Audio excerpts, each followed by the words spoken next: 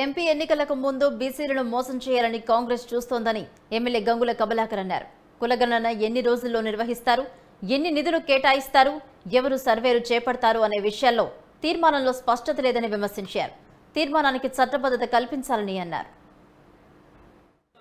చేసి సంఖ్యాపరంగా రాజ్యాధికారం ఇస్తాము, బీసీలు ఎంత ఎక్కువ శాతం ఉంటంత విద్యలో కానీ ఉద్యోగాల్లో కానీ స్థానిక సంస్థలలో రిజర్వేషన్ ఇస్తాము, సెన్సర్ చేసే అథారిటీ కేంద్రానికి ఉంటుంది, కానీ ఇక్కడ స్థానిక సంస్థలు మేము చేసుకోవచ్చు అని చెప్పేసి ఈరోజు తీర్మానాన్ని మూవ్ చేశారు.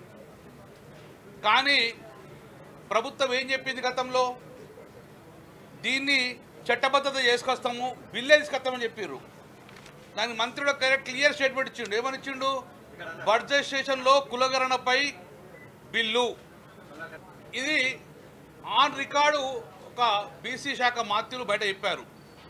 అంటే ఈ అసెంబ్లీ సెషన్లో డేట్ కూడా ఉన్నది, ఇస్తాం మేము బిల్లు తీసుకొస్తామంటే చట్టం చేస్తాం మేము భావించాం.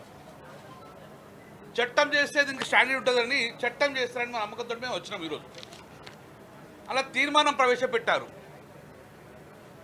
తీర్మానం ప్రవేశపెట్టినప్పుడు mood of the house, total mood of the house ఒకటే అన్నారు, ఈ తీర్మానానికి స్టాండర్డిటీ ఉండదు,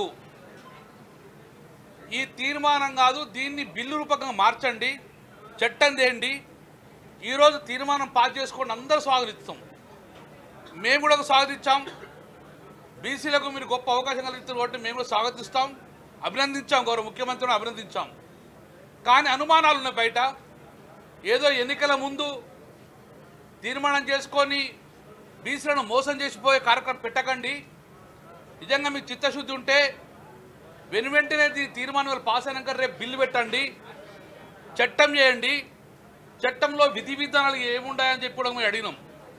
ఏమడిగినాం క్లియర్గా, ఈ చట్టం తయారు చేసి ఎన్ని రోజుల నుంచి మీరు సర్వే స్టార్ట్ చేస్తారు? సర్వే స్టార్ట్ చేస్తే 5 సంవత్సరాలు చేయలేరు కదా. సర్వే స్టార్ట్ చేసి ఎన్ని రోజుల్లో కంప్లీట్ చేస్తారు? అది కూడా తొందరగా కంప్లీట్ చేయండి.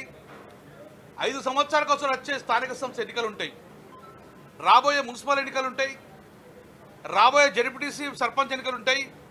అందులో మాకు సంఖ్యాపరంగా రాజ్యాధికారం ఇస్తున్నారు కదా, కాబట్టి ఆ ఎన్నికల ముందే మాకు ఆ ఫలాలు అందాలి. కాబట్టి వెంటనే రేపు చట్టం చేసి ఇమ్మీడియట్గా మారు